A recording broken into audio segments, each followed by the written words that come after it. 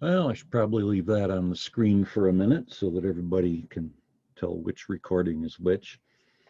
But when we left off in the previous class, well, of course, it wasn't a real class. When we left off in the previous time I was sitting here by this camera, I had introduced the concepts of self-induction and mutual induction. And in both cases, what the number means is basically how much voltage gets induced. Well, that's not exactly the definition, but in practical terms, how much voltage gets induced for a given rate of current change. Okay, if a current is changing at 1 amp per second and a lot of voltage is induced by that, that would be a coil with a big inductance. And if it's only a little bit of voltage that's induced by that same rate of change, then that would be a coil with a small inductance. And this depends on the radius of the coil and the number of turns in it, and details about how it's made like that.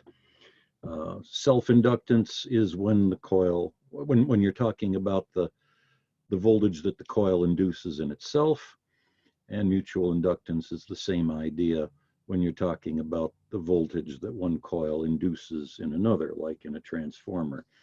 So that's as far as I'd gotten. And the first thing I didn't get to is these examples here. So the first one is number 2.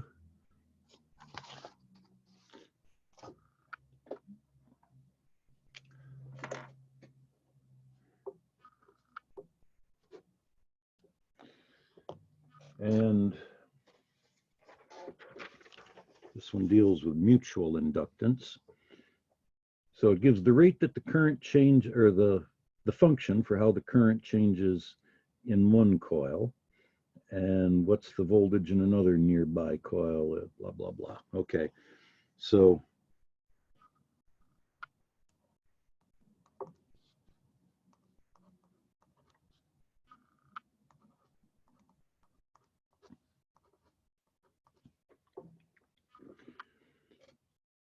what's the voltage across another nearby coil? The voltage across that other nearby coil is the EMF induced in it. Well, at least it would be under ideal conditions like you have in textbooks. Realistically, the coil has a little resistance. There'd be a voltage due to Ohm's law also, but we're pretending that the resistance of the windings is so small that you might as well call it 0. So this is the thing the question asks for. This number is given to us. This function is given to us. So we just have to take the derivative and stick it all in there, and that's the answer.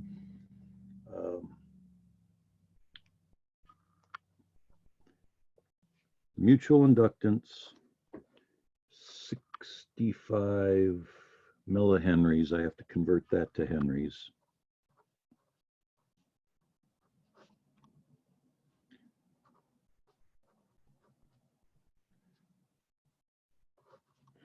And the function it gave me for how the current varies with time, current in coil number 1,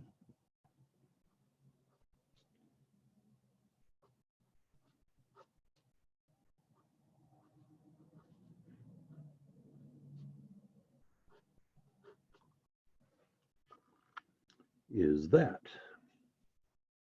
So now I take the derivative.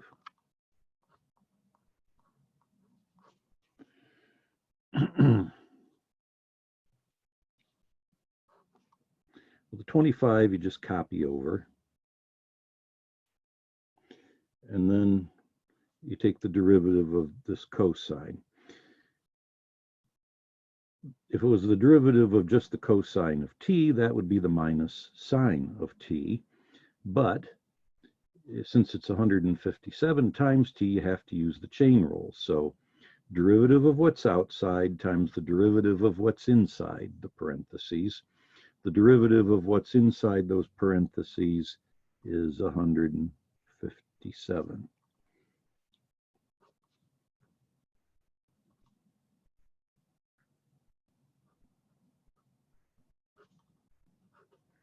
So the factor of 157 comes from the chain rule. There are some things they teach you in calculus class that we're really not going to use in here at all. And there's other things that are actually pretty relevant to this course. And the chain rule is one of them. That's something that's going to come up almost any time you have to take a derivative, really. So that times that, well, first of all, the minus signs cancel each other. We can get rid of them. And then that times that looks like it's equal to 225.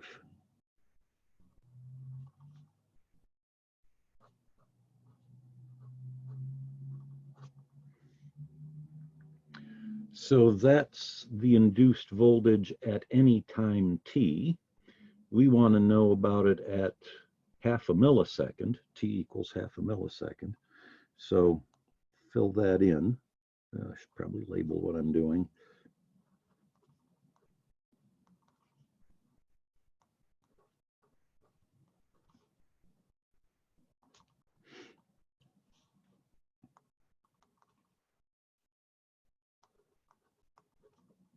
That was 255. Yeah, I've been doing it wrong all the way down the whole thing here. 255. Yep. Serious possibility that's right now. Times the sine of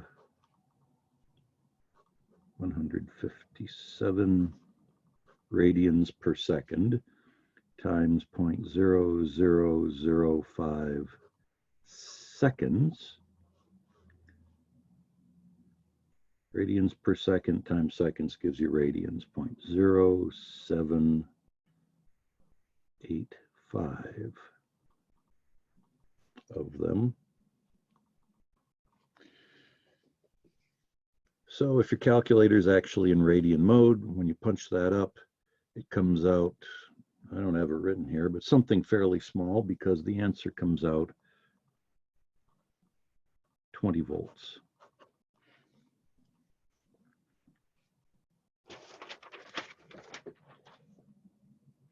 Number 3.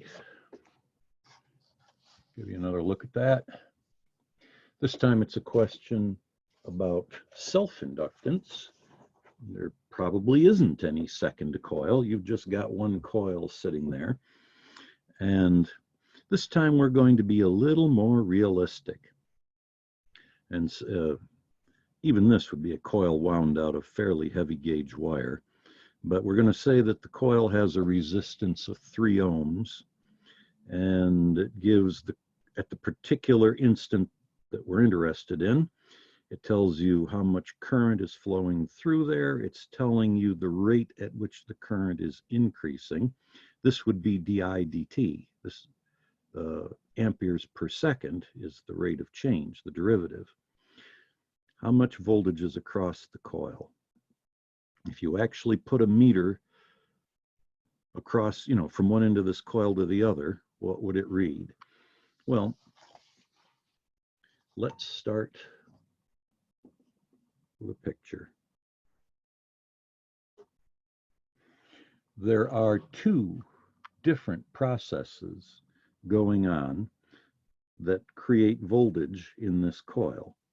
There's Faraday's law, which gives you a voltage, a self-induced voltage because of the changing flux as the current in the coil changes. And there's Ohm's law, which creates a voltage because of the current trying to push its way through the resistance. So the coil behaves as if it's a pure resistance in series with a pure inductance, something kind of like this. Now, of course, there are not 2 different things in series in there. This is the resistance of exactly the same wire that the EMF is being induced in, but this is a convenient model. This is what the coil acts like, even if it's not exactly a true picture of what's going on. So everything in my little rectangle there is the coil. The question is asking me how many volts between point A and point B. And oh, it doesn't matter. Let's say the current's flowing through the thing in this direction. Resistance, 3.0 ohms. Inductance, 5.7 millihenries. And the potential difference between point A and B would be how many volts are there because of the resistance, together with how many volts are there because of the self-inductance. Now, this is I times R. We have numbers for both of those things. This is L times di dt. We have numbers for both of those things also. So the trickiest thing here is whether these two numbers are both positive or if something is negative, so that you should be subtracting rather than adding. Well, it's probably good to have a feeling for this, you know, conceptual feeling, as opposed to just, here's the formula, I want to throw numbers at it. What's going on is this. The resistor resists no matter what, okay? If the current is increasing, if the current isn't decreasing, if the current isn't changing at all, which pretty much covers every possibility, I would say, this will oppose the flow of current, by which I mean energy is taken away from the flowing electrons, because resistance takes energy away from the current and makes it into heat. And the heat goes off into the surroundings and you can't get it back. This thing, on the other hand, well, it doesn't dissipate energy like the resistor does. A coil stores energy in its magnetic field. So if the current is getting larger, then the magnetic field, which is proportional to the current, would be getting stronger, which means more energy is being stored in it, which means that this thing is taking energy away from the flowing current, just like the resistor is, okay? So if the current is increasing, this takes energy away from the current. This also takes energy away from the current. This many volts should be added to this many volts. On the other hand, if the current is decreasing, then the magnetic field is getting weaker, which means energy is coming back into the current. This thing starts acting more like a battery than a resistor. It's helping to push the current along rather than holding it back. Or you can think of it in terms of Lenz's law. If the current is increasing, this wants to hold it down. So it opposes the flow of current like a resistor would. If the current is decreasing, then this wants to oppose the decrease. And so it helps push it along like a battery would. And in that case, since this is opposing, but this is helping, in that case, they should be subtracted rather than added. Which one's positive and which one's negative, that's really kind of an arbitrary choice. Like I've said before, if you've got two wires, one in each hand, coming from a meter, a voltmeter, and if you hook those wires up this way, you get a positive voltage. And if you switch them so they're hooked up the other way around, now you get a negative voltage. And so whether the voltage is positive or negative is kind of really up to you. The important thing, the thing that is not arbitrary, is whether the signs are the same or opposite of each other. So this time, I'm going to, well, let me write it down and I'm explain it then. So delta V, maybe I should have labeled this, delta V, but the voltage between A and B.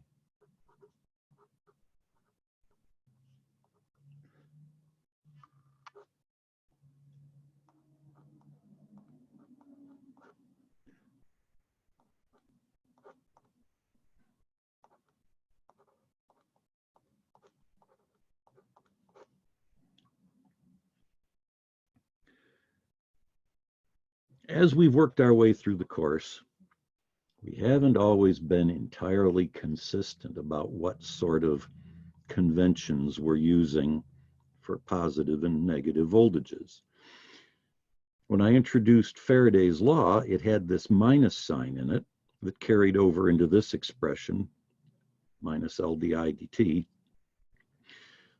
The choice that's made there is to say that a voltage that opposes the flow of current is negative. Earlier in the course, when I introduced Ohm's law, it was delta V equals I times R. That actually is written the other way around. So like I said a minute ago, it doesn't matter which you call positive and which you call negative, just as long as you do it the same way on both terms. So the convention I've decided to use, because that's what I'm in the mood for today, the convention I've decided to use writing this equation is that the one from Faraday's law, the idea that a voltage opposing the flow of current is negative, and one, well, this is the way we did Ohm's law when we did the loop rule also. If you know, if a battery has a positive voltage, then the resistor had a negative I times R. So both oppose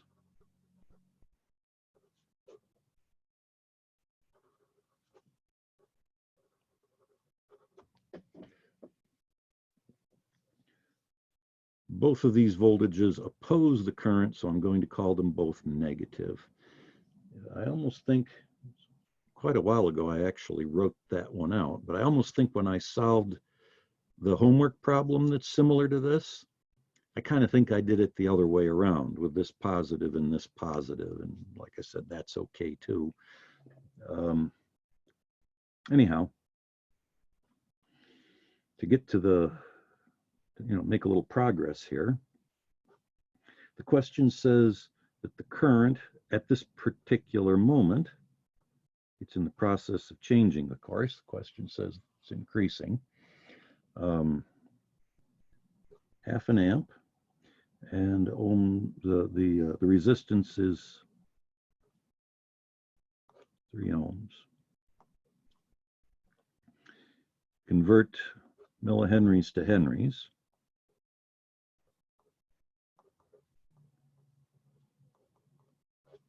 .7 millihenries. di dt, it says it's increasing at 1,000 amps per second. Of course, it's not going to keep that up for anywhere near a whole second. All these wires would melt before you got to 1,000 amps. But at this particular instant, anyhow, that is the rate of increase.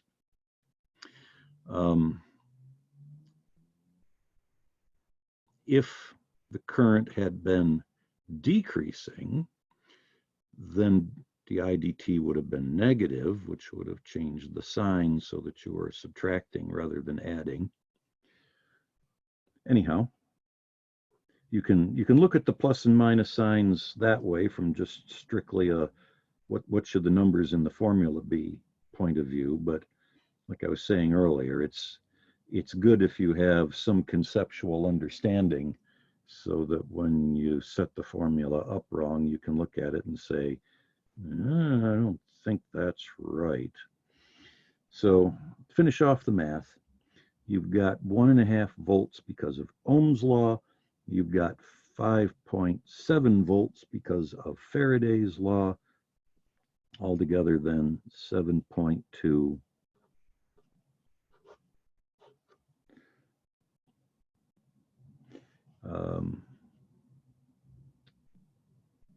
And I guess I've said everything I need to say about that.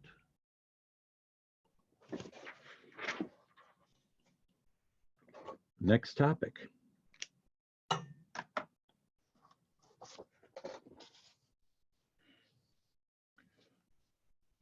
So for quite a while now, I have been talking about electric and magnetic fields in a vacuum, which is, of course, the simplest case.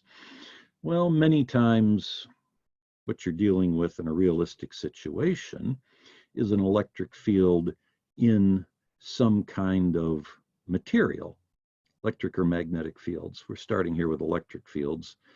I'm not going to try and get to magnetic fields in this recording. That'll be the first part of the next one, the next so-called class.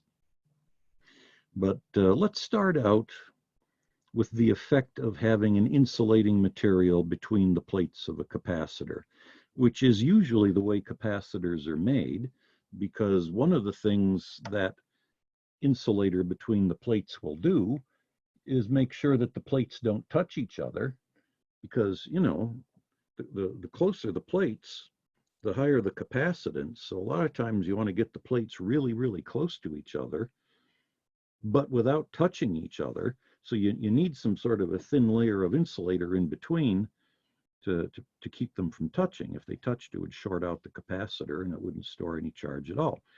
But aside from just wanting an insulator to insulate, the presence of that so-called dielectric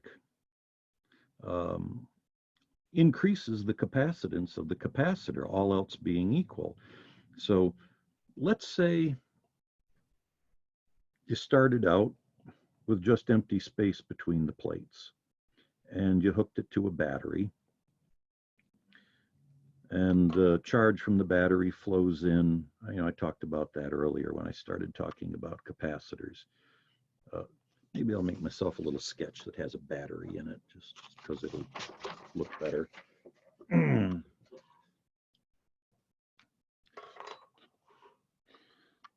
So there we have the plates, and I guess I had positive on top. So over here is the battery.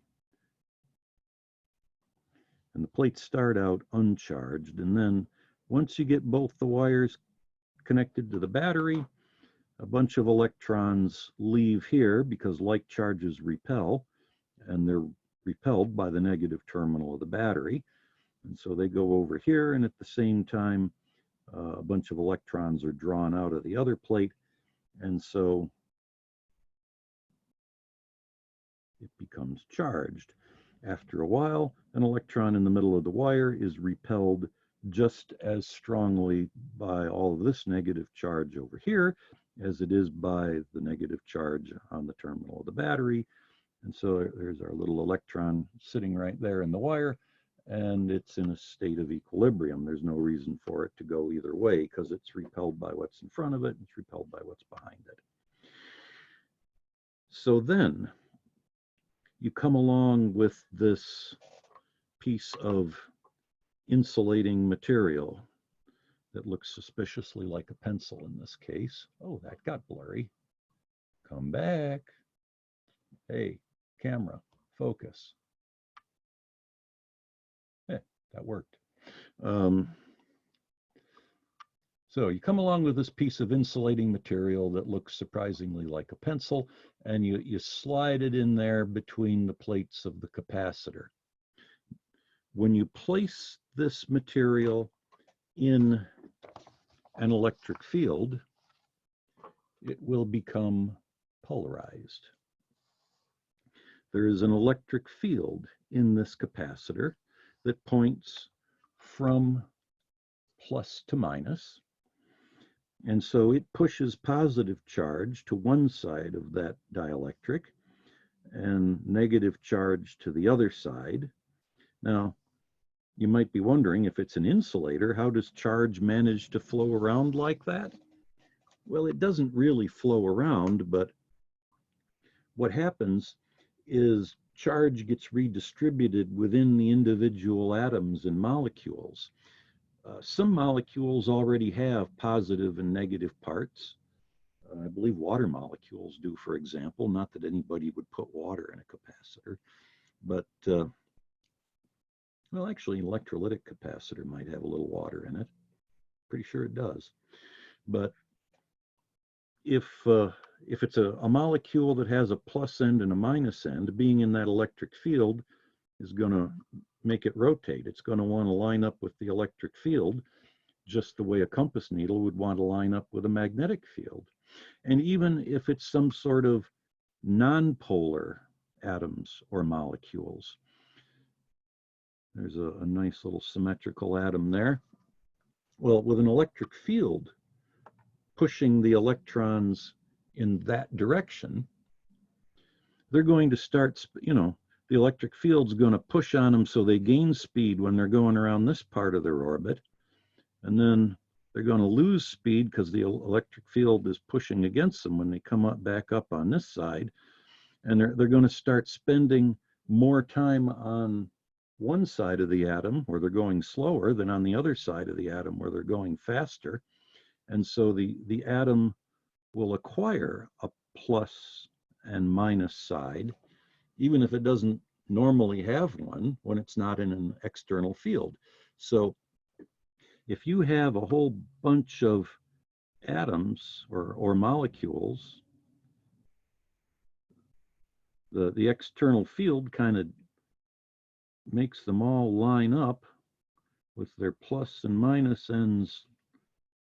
Well, I'm kind of exaggerating how well they're aligned, but they're not thrown around at random anymore. Stop that. Focus. You're being a bad camera. Shaved yourself. Okay, so if you have something that's made out of molecules that are all arranged like that, then as a whole, that insulating object will have a plus side and a minus side. And so that's what happens. If you put something in there where electrons were actually free to flow around, like in a metal, it would short out your capacitor and it would just have a capacitance of 0. But anyhow, once the material that's in there develops a plus side and a minus side,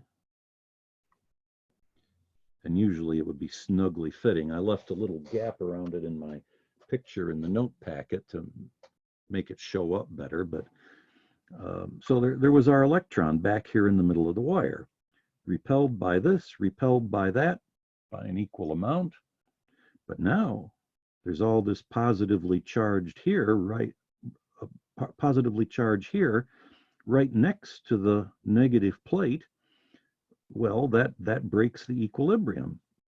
Our electron and a number of its friends are attracted to the positive side of that dielectric. Of course, they're repelled by the negative side, but that's farther away. And so more charge gets drawn into the capacitor than what you would have if it was empty. Okay, so that's the story that I kind of summarized in 2 short sentences here, where it says that the dielectric becomes polarized and therefore pulls more charges into the capacitor. Therefore, the capacitor can store more charge than it would if there was no dielectric in there.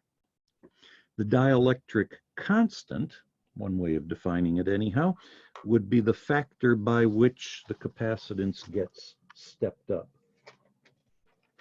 by having the dielectric in there.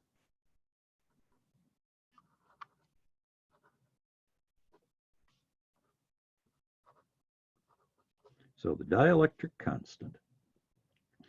which I will represent by the Greek letter kappa, which looks actually quite a lot like a K. Well, some Greek letters look more like their Roman counterparts than others do. This is one where they're fairly close.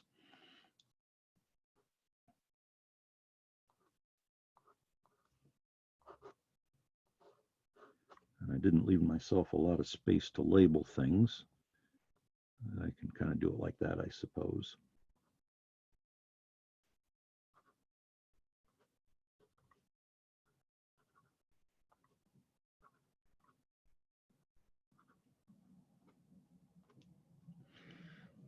So just plain C with no subscript on it stands for the capacitor with the dielectric.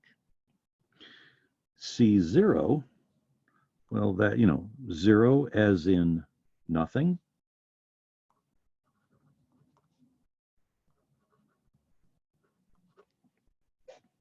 That's the capacitance with nothing between the plates. So if the capacitance is twice as much with the dielectric present as it would be without it, that material has a dielectric constant of 2.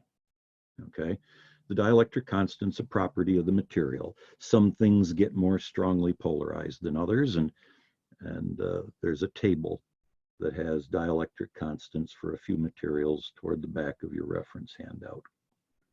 Now, if it's a parallel plate capacitor,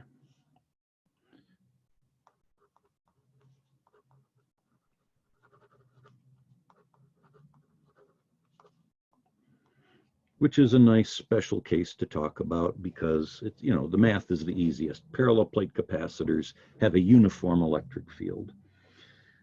A more elaborate version of this same argument that I'm about to go through could be applied to any other situation, but let's do a parallel plate capacitor. So maybe I should have written this in between. If you take this and solve it for C,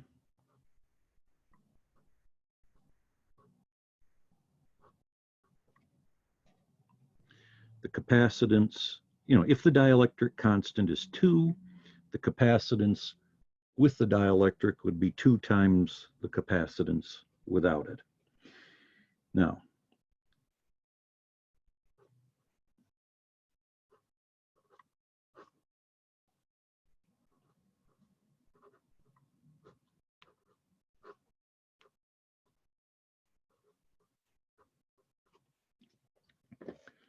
in section 4, which was getting to be a while ago now, I showed that the capacitance of a parallel plate capacitor in a vacuum is epsilon naught A over D. Okay. The capacitance of the capacitor with something in it would be that times the dielectric constant, which, let's just move the parentheses around a little bit and write it this way instead.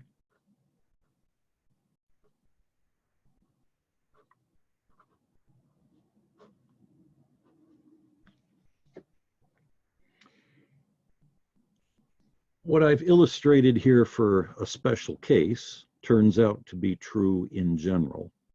If an electric field exists inside of a material medium, then every place epsilon naught occurs, there's a kappa sitting next to it, whether you're talking about Gauss's law or Coulomb's law or any other equation that you want to talk about. Let's give this quantity in parentheses a name. It's called the material's permittivity. Maybe I'll print that so you can read how I spelled it better.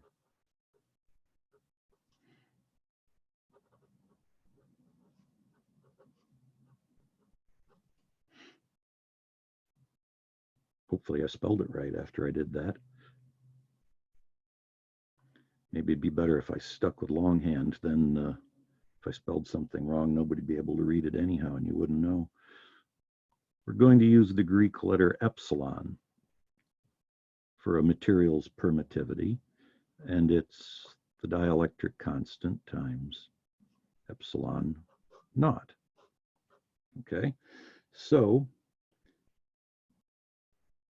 this thing here in the parentheses, that was a parallel plate capacitor with empty space between its plates. In general, for any parallel plate capacitor,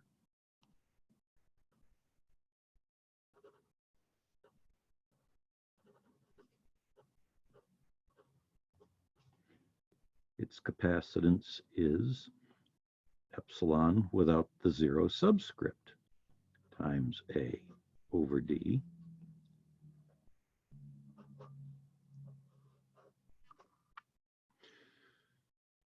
So, kind of the idea behind all of this is that if an electric field exists in matter, the surrounding material has the effect of changing the effective strength of the field, because, back to my picture, this this capacitor, the plates, the metal plates, are creating an electric field that points from the top to the bottom of the picture. But the way this dielectric is polarized, its atoms are creating an electric field that points the other way.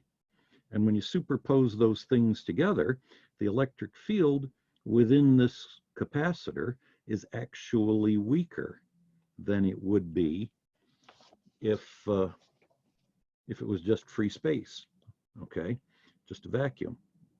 So effectively, the electric field, how much of an electric field you get from a given amount of charge is changed by the presence of a dielectric.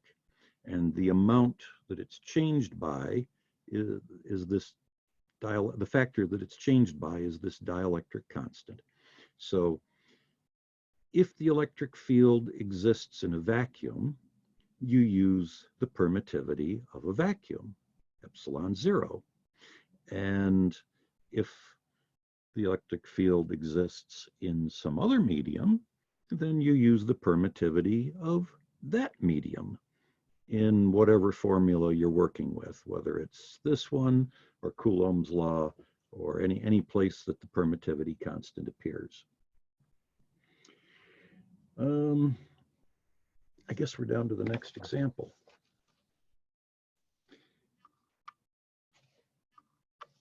Yeah. So the last thing I wrote down, that was the capacitance of a parallel plate capacitor in general. So let's just, this I think is actually a continuation of another example that I did like a month or a month and a half ago.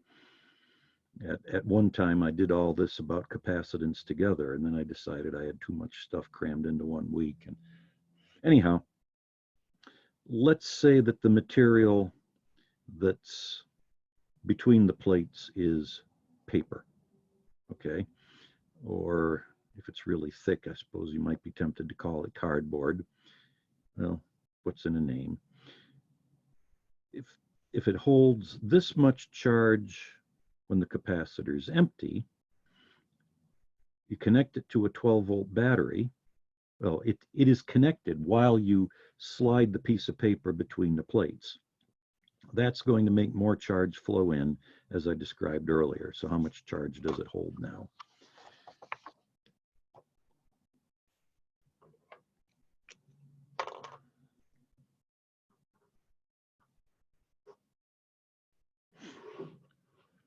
So number 4, the dielectric constant from back up here, just going to recopy that.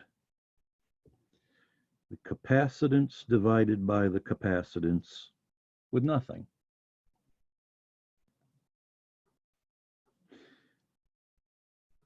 Now the question asks about charge.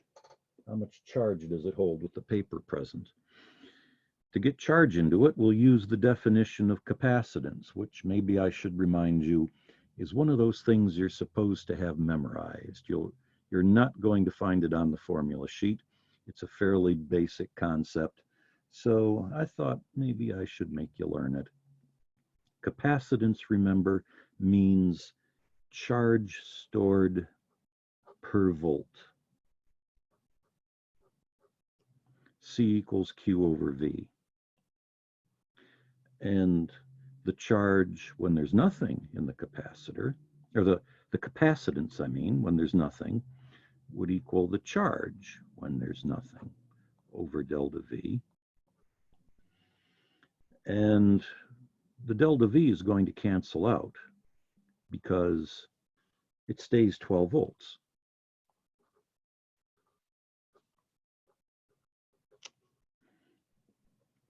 So, since that and that are the same, they'll cancel out, which leaves you with just Q over Q naught. Now, there is a similar problem in the homework, if I remember right. You've probably looked at the homework a lot more recently than I have, actually, but I'm pretty sure that there's a similar problem, but it's not exactly the same. In the one in the homework, it says that the capacitor is isolated. Okay, it's not hooked. You hook it up to a battery for a little while to get it charged, and then you disconnect it from the battery before you go sticking the dielectric into it. In that case, charge has no place to flow to or from, so it's Q that will stay the same in that problem. And it's the voltage that'll have to change. When you go sliding the dielectric in there, it'll be a different voltage between the plates rather than having a different amount of charge on them. So, a little bit different twist on it. But anyhow, in this case, kappa equals Q over Q naught.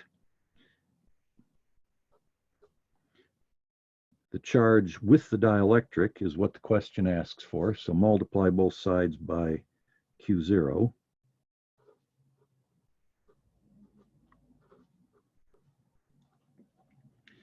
And once you see that that's what you need to do, it's a pretty straightforward calculation.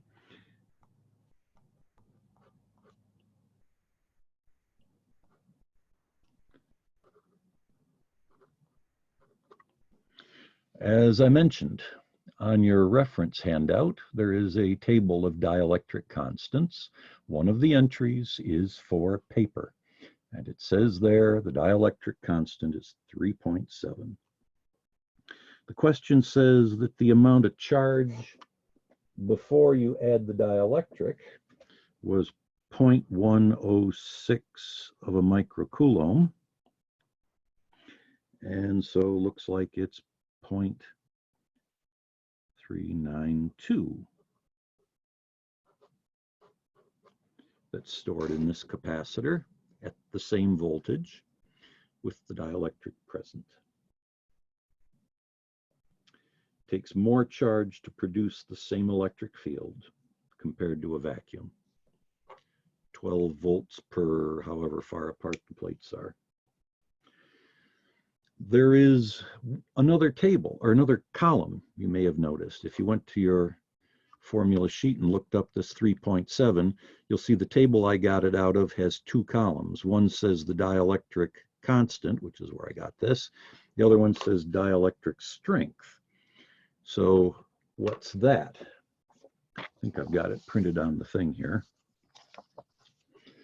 The dielectric strength means the value of the electric field, the magnitude of the field to be precise, that causes dielectric breakdown, which is kind of a formal way of saying that a spark will jump through it. A while ago, I explained the difference between conductors and insulators, but the basic idea is conductors conduct and insulators don't. Well, insulators do not conduct electricity unless you apply a really high voltage. Okay. Conductors conduct because they contain lots of charges that are free to move around, but insulators are full of electrons and things like that too. It's just that they're bound into individual molecules and are not free to move beyond them. But if you get a strong enough electric field, you know, millions of volts per meter, you can rip the electrons out of the molecules of an insulator. And once you've done that, then the current will flow. Okay, so I mean, one of the more spectacular examples of this is a thunderstorm. Air is an insulator, and you know, you get some electrical discharge thousands of feet long sometimes, and that takes a pretty impressive amount of voltage to do that, actually. A more technological type of application would be the spark plugs in an engine. The wider the gap in a spark plug, the higher the voltage that's needed to throw a spark across it. That's why you need, you know, everything else in the car is 12 volts. The spark plugs are tens of thousands of, they're like 50 or 75,000 volts or something like that. And you need that high voltage to cause dielectric breakdown of the air in between the electrodes of the spark plug. You probably don't need a voltage quite that high to get a little bit of a spark, but you want a nice hot spark, so they crank the voltage way up. Anyhow, as an example, find the potential difference that'll cause a spark to jump 1 centimeter through the air between parallel plates. What I had in mind when I wrote this one was, if it's a really dry day and you're walking around on a carpet and then you like touch a metal doorknob or another person or something like that, well, I suppose I was exaggerating a little bit to say you could throw a spark a whole centimeter. It's probably just a half or a third of a centimeter or something like that. But I've been in some situations where, you know, static electricity was throwing some fairly uncomfortable shocks, and it sure seemed like a centimeter, even though it probably wasn't. So anyhow, the tip of somebody's finger is a more complicated geometry. To make the math simple, let's make it parallel plates. And how many volts does it take to throw a spark a centimeter? Of course, the dielectric strength of air is affected by the humidity. The value you find in your formula sheet would be for dry air, but going with that value anyhow.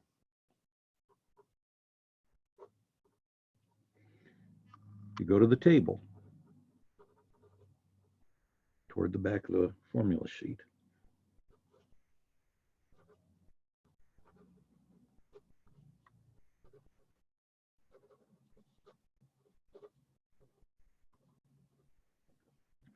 And what's listed there is 3 million volts per meter.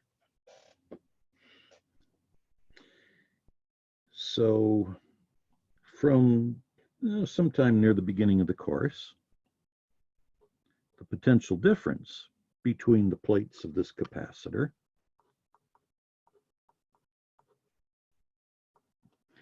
is the electric field times the distance between the plates. Volts per meter times meters gives you volts. Because it's a uniform field, you don't have to integrate. That's why I made it parallel plates. So the minimum electric field that will cause dielectric breakdown is 3 times 10 to the 6 volts per meter, and the distance 0.01 of a meter. And so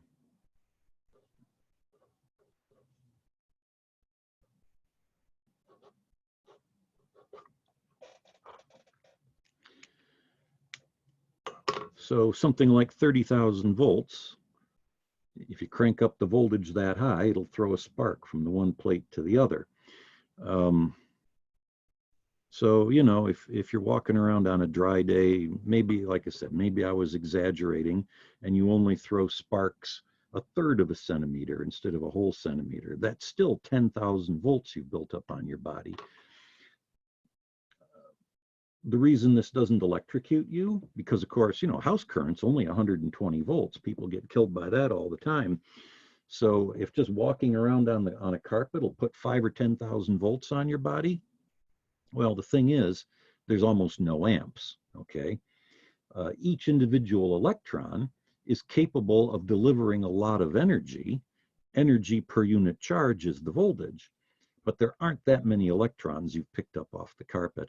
So since it's the amps that actually hurts you, there's not enough current there to be any more than a minor nuisance, a little bit of discomfort.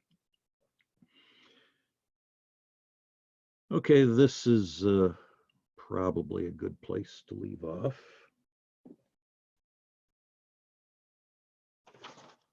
Yeah, like I said, we'll save magnetic fields.